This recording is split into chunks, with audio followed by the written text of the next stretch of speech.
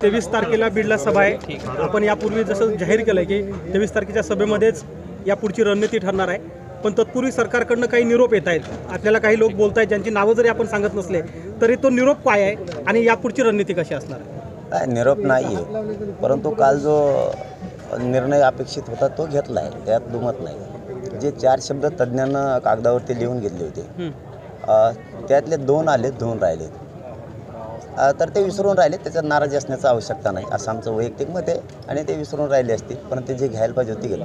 मुख्यमंत्री साहेबांनी पटलावरती सांगितलं विधानसभेच्या की ज्याची नोंद मिळाली ती नोंद 1967च्या अगोदरची ती नोंद परिवारता येणार, त्याचे रक्ताचे सोयरे त्यामध्ये येणार आहे। आमचं एवढंच म्हणणं आहे। आता तुम्ही उल्लेख केलायच आणि 2 शब्द राहिले ते त्यामध्ये घ्या आणि जी नोंद आहे त्याचे रक्ताचे नातेवाईक तुम्ही कसे ग्राह्य धरणार आहे, रक्ताचे सोयरे मात्र एवढं फक्त सांगा। म्हणजे तुम्ही काय केलं आहे, मोठा विषय दिला, एखाद्या घराला मोठा दरवाजा दिला पण त्याला साखळीच दिली नाही, मग पहिल्यासुद्धा उघडंच होतं ते घर। आता जरी दरवाजा लावला तरी कोणी पण येणारे जाणारे, कारण त्याला साखळी कडी कोंडाच नाही। म्हणजे तुम्ही थोडीशी पाचर ठेवली।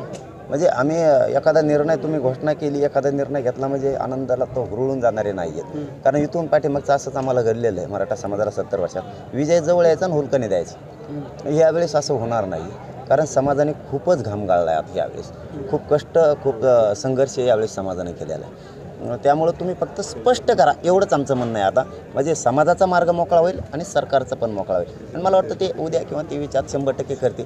पुढच्या आंदोलनाची घोषणा करायची वेळ येणार नाही, मात्र त्यांनी जर स्पष्टीकरण नाही केलं, त्याचं स्पष्ट भूमिका किंवा त्यांनी अटी शर्ती नाही आहेत, सुलभता आहे त्याच्यामध्ये असं जर मांडलं तर ठीक, जर नाही मांडलं मग मात्र त्याची घोषणा करून उपयोग नाही। कारण घोषणा केली पण त्याची अंमलबजावणीच केली नाही, म्हणजे एखादी गोष्ट आम्हाला दिली पण त्याचा लाभच होणार नाही, मग त्या घोषणेचा काय अर्थ राहणार नाही। नाविलाजानं 23ला पुढच्या आंदोलनाची घोषणा करावी लागेल। पण आपण ज्या नोंदीचा कायम उल्लेख करताय त्याच्यामध्ये आणि सरकारकडे असलेल्या कुणबी नोंदीमध्ये काही फरक जाणवतोय का? आपण 54 लाखाचा आकडा दिला होता, काय फरक नाही, एकच आहे। 54 लाखाचाच आकडा आहे, त्यात काय दुमत नाही आहे। 100% नोंदी सगळ्या शासकीय नोंदी आहेत। मराठ्यांना राज्यातल्या सगळ्यांना आरक्षण मिळणार, तर 2 शब्द तेवढे घालायचे ते घालतील, आणि अटी शर्ती नाही आहेत किंवा त्याच्यासाठी तुम्ही काय करणार आहे निकष सांगायला लागतील आम्हाला। तुम्ही बॉन्ड घेणार आहेत की शपथपत्र घेणार आहेत की तुम्ही काय करणार आहेत, का शासन निर्णय करणार आहेत? शासन निर्णय जर तुम्ही केला आणि राज्यातल्या सगळ्या कलेक्टरांना जर आदेश केले तर ते सोपं होईल। नातं दाखवायचं कसं? तुम्ही आम्ही सांगितलेलं नातं मान्य करणार आहात तर ठीक आहे, हरकत नाही, पण करणार नसाल तर मग निकष काय, नातं दाखवणार कसं? मग तर कोणी पण म्हणणार ना मी आहे, असं ते भूमिका स्पष्ट करतील। आणि मी समाजाचे होते ना, रात्री त्यांच्या कानावर टाकल्या। कोणते शब्द कोणते 2? ते 23लाच सांगावे लागतील। मुख्यमंत्र्यांनी फेब्रुवारीपर्यंत वेळ मागितला आहे, तुम्ही त्याच्यावर सहमत आहात? सरसकटवर तुमची अजून ठाम भूमिका आहे? हो, आताही ठाम राहणार आहे, त्याशिवाय आंदोलन थांबणार नाही, हे मायबाप समाजाला शब्द दिलेला आहे, तो मी पाळणार आहे।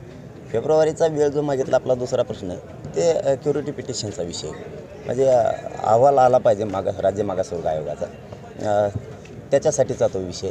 आम्ही ते आरक्षण नाकारलेलं नाही आहे, मराठ्यांनी नाकारणारसुद्धा नाही, परंतु त्यात काही किंतु परंतु आहेत। ते आरक्षण NT-VGNT सारखं टिकणार आहे का? तर याचं उत्तर माझ्या मतानं नाही आहे, कारण 50%च्या वर जातं आहे आणि इंद्रसानीचं जजमेंट सांगतं 50%च्या वर नाही टिकू शकत, मग पुन्हा तेच पाडे वाचायला लागतील आम्हाला, ते टिकणार आहे का? हे तर क्युरिटी पिटिशन तर याच आंदोलनामुळं दाखल झालेली, सरकारनं केलेली, कारण याच मराठा समाजाच्या आंदोलनाच्या रेट्यामुळं टास्क फोर्ससुद्धा निर्माण झालेला आहे। हरीश साळवे साहेबांचे सारखे ज्येष्ठ वकीलसुद्धा सरकारनं दिलेले क्युरिटी पिटिशनचे याच मराठ्यांच्या रेट्यामुळं लागलेले। आम्ही काय ते नाकारत नाही असं नाही, पण ते टिकणार आहे का आमच्या पुढचा प्रश्न आहे। त्यामुळं त्याच्यात खेळ खेळत बसण्यापेक्षा, पुन्हा तेच पाडे वाचित बसण्यापेक्षा, मराठ्यांच्या शासकीय नोंदी सापडल्यात OBC आरक्षणात असलेल्या, मराठा आणि कुणबी एकच हे सिद्ध झालं। ते कायदा पारित करा, आता फक्त शासन निर्णय करा। पटलावर तर तुम्ही घेतलं, तिन्ही कायदेमंडळ ॲक्टिव्ह आहेत, विधानसभा सुरू आहे, मग कशासाठी तुम्ही विनाकारण वेळ काढायचा किंवा वेळ वाढवायचा आहे तुम्हाला? तिथं मागणी आमची नाहीच आहे, परंतु सांगितलं ना मग की ते टिकणार आहे का NT-VGNT सारखं, का पुन्हा आम्हाला हुलकावूनच देणार आहे? त्यापेक्षा नोंदी सापडल्या, मराठा आणि कुणबी एक आहेत, महाराष्ट्रातल्या सगळ्या मराठ्यांना आरक्षण द्या। जे आरक्षण घेत आहेत, कुणबी आरक्षण जे घेत आहेत त्यांच्या सरकार जे आहे ते नोंदी शोधते आणि इकडे आकडा फुकून सांगते, सगळ्याला सगळं माहिती। परळीमध्ये एकही कुणबीची नोंद सापडली नाही, पण नाही। मी हे प्रश्न परवासुद्धा सरकारला सांगितला आहे की असे बरेच तालुके आहेत. याच्या अगोदर गेवराईसुद्धा होता, हाच तालुकासुद्धा होता, निरंक म्हणून अहवाल दिला होता, नंतर इथं सापडल्या. काही अधिकारी जाणून बुजून जातीवाद करतात, त्यांना कामावून कमी केलं पाहिजे आणि तिथं पुन्हा नोंदी शोधल्या पाहिजेत हे सांगितलंय. म्हणून पुन्हा शिंदे समिती काम सुरू करणार. मराठा शेतकऱ्याच्या आरक्षणानंतर संदर्भात तुम्ही आता आसूड देखील उगारला गेला आणि शेतकऱ्यांचे प्रश्न देखील गंभीर आहेत असं देखील सांगितलंय. भाववाढीच्या संदर्भात, हमी भावाच्या संदर्भात देखील शेतकऱ्यांनी एकत्रित आला असं तुम्ही बोलले होते. नेमकं काय कशी भूमिका असणार? त्याला जोडूनच ह्या पुढे चालून तुम्ही शेतकऱ्यांसाठी आंदोलन उभारणार आहात. मी शेतकऱ्याचं पोरग आहे, मला शेतकऱ्यांचे किती हाल होत आहेत हे मला माहिती आहे. मी स्वतःसुद्धा शेतात काम केलेलं आहे आणि आत्ताही शेतात कामच करतो आहे. मी म्हणजे शेतकऱ्यांचं काम करतो म्हणजे कामच करतो आहे. मला जाणे त्यामुळे शेतकऱ्यांच्या मालाला भाव मिळालाच पाहिजे. एक शेतकऱ्याचा मुलगा म्हणून प्रामाणिक माझं मत मानले आणि त्या मतावर मी ठाम आहे. पण सरकारकडून सकारात्मक पावलं उचलली जातात असं सांगितलं जात आहे कशाच्या बाबत? आरक्षणाच्या संदर्भात. नाही, उचललेतच आता, त्याचं कौतुक केलं आम्ही, समाजानं कौतुक केलं. फक्त 2 शब्द राहिले त्याच्यात आमचं कन्फ्युजन आहे, ते एक दूर करावं आणि स्पष्ट त्यांनी जर केलं एकदा की ज्या नोंदी आहेत त्याच्या रक्ताच्या सोयऱ्यांना देणार आहेत तर निकष काय, एवढं मात्र पडदिशी सांगितलं. म्हणजे छोटा विषय राहिला आहे, मोठा तुम्ही दिला आहे. समजा हत्ती गेला आहे आणि शेपूट राहिलं म्हणतात तर शेपूट बी नाही राहिला. आता एकदम थोडा विषय राहिला आहे, पण शेवटी खुटी ठुलीच ना पाचर. त्यामुळं आमचं तिथपर्यंत थांबायचं आम्ही ठरवलं. तुम्ही क्लिअर करा, मग आम्हाला 23 डिसेंबरच्या नंतर आमचे मराठ्यांचा मार्ग मोकळा होईल आणि सरकारचा पण होईल. मुंबईत मोर्चा जाणार आहे का, आणि जर जाणार असेल तर त्यावर तुमचं काय मत आहे? त्याने कुठं ठरलं आहे, मराठ्याने ठरवलंच नाही जायचं म्हणून. पण आम्ही का जाऊ नये का मुंबई बघायला कशी आहे काय, असं का बंद नाही का? आमचीच मुंबई, आम्हाला बघू नये की इमान कसं असतं का कसं असतं.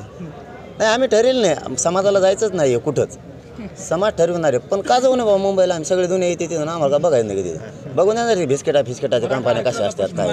आम्ही शेतकऱ्यांचं पोरग आहे, पण वेळेवरती ते आपण ठरवणार आहेत. मी काय शेतकऱ्यापासून लांब पाळणारा नाही, पण मला थोडी वेगळी सवय आहे. काम करताना मी कधी पण एकच मुद्दा हातात घेतो आणि तो कडीलाच नेऊन घालतो, त्याशिवाय मागं सरकतच नाही. अगोदर मला हे सोयला लागून द्या, एकदा हे सोयला लागलं की ते बी मायबाप माझाच आहे शेतकरी.